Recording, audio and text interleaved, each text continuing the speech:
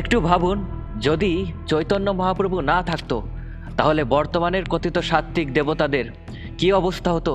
বৈদিক সিদ্ধান্তে স্পষ্টভাবেই বলা হয়েছে যে ঈশ্বর রূপরস শব্দ স্পর্শ গন্ধরহিত, ঈশ্বরের স্থূল শরীর নেই। কিন্তু এই সাত্ত্বিক দেবতাদের কৃপায় আমরা ঈশ্বরকে স্বচক্ষে দেখার সৌভাগ্য অর্জন করেছি। সাত্ত্বিক দেবতাদের কৃপায় আমরা বহু তর্ক আর কঠোর তপস্যা অনুসন্ধানের দ্বন্দ্ব থেকে মুক্ত হয়ে বিশ্বাস আর ভক্তির জোরে ঈশ্বরকে চিনতে পেরেছি। সাত্ত্বিক দেবতাদের কৃপা না হলে আমরা কখনোই জানতে পারতাম না যে ঈশ্বরের মধ্যেও যৌন আকর্ষণ আছে। ঈশ্বর বহু বিবাহ করছে, বহু নারীকে ভোগ করছে, পরকীয়া করছে, কুমারী নারীদের বস্ত্র চুরি করছে, কুমারীদের শরীর দেখার জন্য তাদেরকে জল থেকে উঠে আসতে বাধ্য করছে। এই সমস্ত কাহিনীগুলো পড়তে কোনো অসুবিধা নাই, শুধু বাইরে প্রকাশ করা যাবে না। শিব নারী ছাড়া মৃত, আবার সকল নারী কৃষ্ণের মহিমায় আসক্ত। এগুলো কি ঈশ্বর তত্ত্ব? এই সমস্ত পৌরাণিক কাহিনীগুলো সাধুদের সতীত্বের মুখোশ মুহূর্তের মধ্যেই টেনে খুলে দেয়। এরা অর্ধেক শাস্ত্র মানে, অর্ধেক শাস্ত্র মানে না। যেগুলো ওদের বিশ্বাস হয় বলে এটাই আর শাস্ত্রটা ঠিক আছে, মহাভারতটা ঠিক আছে। হ্যাঁ, ওই মহাভারত লেখার পরে ব্যাসদেব শান্তি পাচ্ছিলেন না, তখন তার গুরুদেব নারদমুনি তার সঙ্গে দেখা করলেন।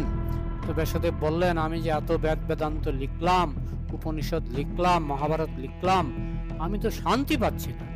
তখন নারদমুনি বলেছিলেন, তুমি শ্রীমদ্ ভাগবত রচনা করো, যেখানে শুধু কৃষ্ণের অন্তরঙ্গ লীলা, যে কৃষ্ণের মধ্যে এবং গোপীদের মধ্যে আদি গোপী রাধার সঙ্গে কৃষ্ণের যে আকর্ষণ, সেই আকর্ষণটা পরম পবিত্র। এই গোপীগুলি কৃষ্ণকে স্বামী রূপে পাওয়ার জন্য তারা কাত্যায়নী পূজা করেছিলেন, এবং কৃষ্ণ তিনি স্বামী রূপে তিনি এই সমস্ত গোপীদের বস্ত্র হরণ করেছিলেন। কৃষ্ণের তো পরনারী বলে কোনো শব্দই নাই। যাদেরকে আমরা পরনারী বলে মনে করছি, এরা একজনও পরনারী নয়, সকলেই কৃষ্ণ শক্তি। সূর্যের জ্যোতি যেমন সূর্যের শক্তি, ঠিক সেই রকম এই সমস্ত গোপীরা সবই হচ্ছে রাধারানীর বিস্তার, এবং রাধারানী হচ্ছেন কৃষ্ণের শক্তি, আদি শক্তি। ঠিক তেমনি যৌন আকর্ষণ রাধা কৃষ্ণের মধ্যে আছে।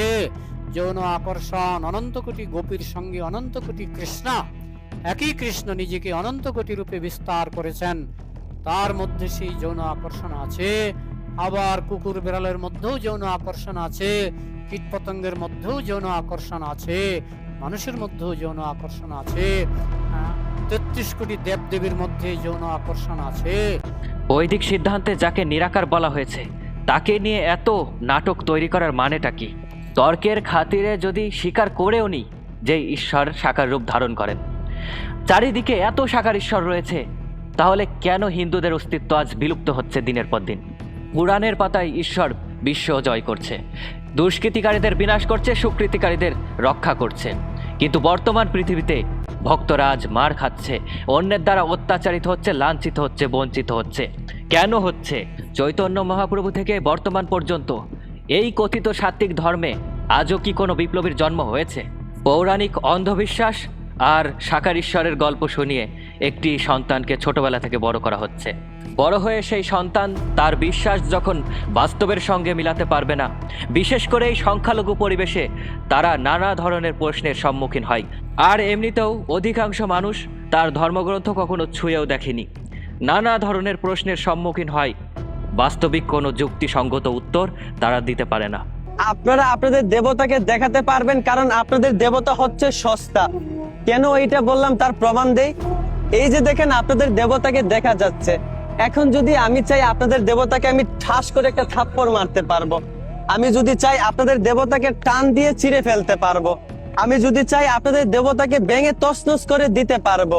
আর ওইদিকে আমাদের আল্লাহকে দেখাও যায় না, তাই কেউ ভেঙেও ফেলতে পারে না, চিরেও ফেলতে পারে না, কারণ আমাদের আল্লাহ অনেক দামি। জরাজীর্ণ কুসংস্কারাচ্ছন্ন সমাজের শেষ প্রান্তে দাঁড়িয়ে সে তো ধর্মকেই বিসর্জন দিয়ে দেবে, এটাই স্বাভাবিক। মানুষ অনেক আগেই ধর্মান্তরিত হয়ে গেছে।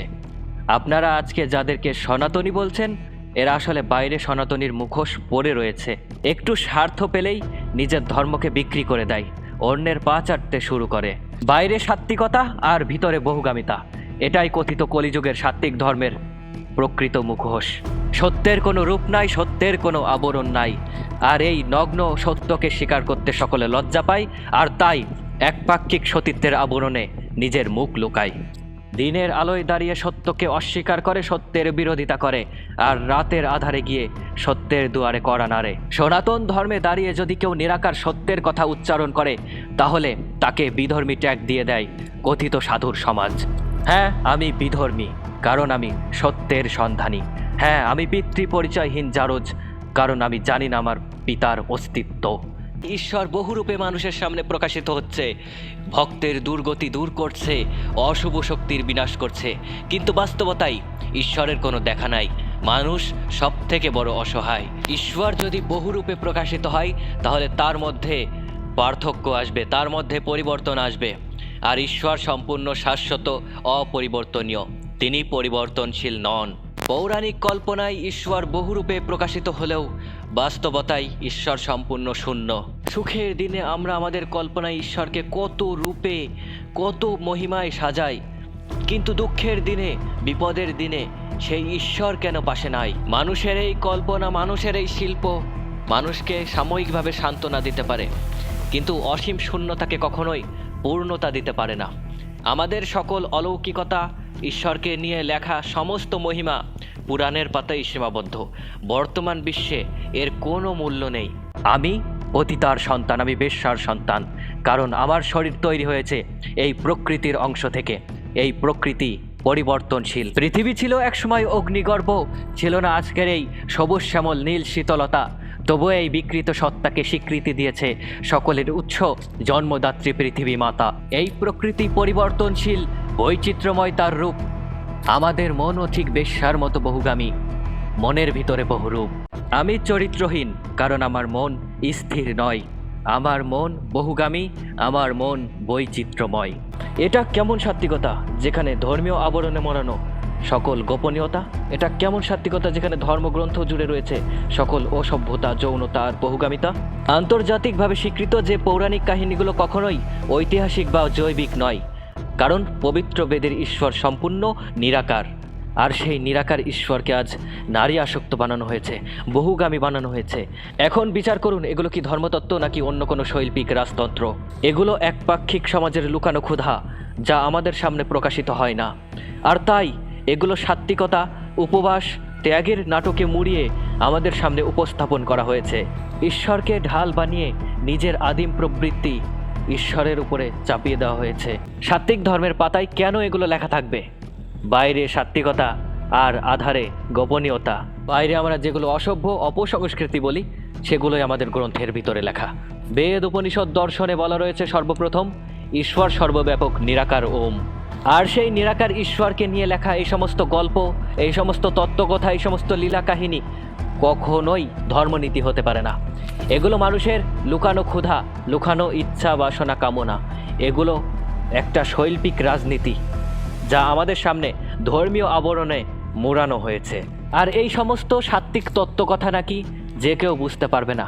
আর এই ধর্মগ্রন্থগুলোও সকলের জন্য নয়, বিশেষ কিছু মানুষের জন্য। এই কথাই সাত্ত্বিক দেবতারা বলে।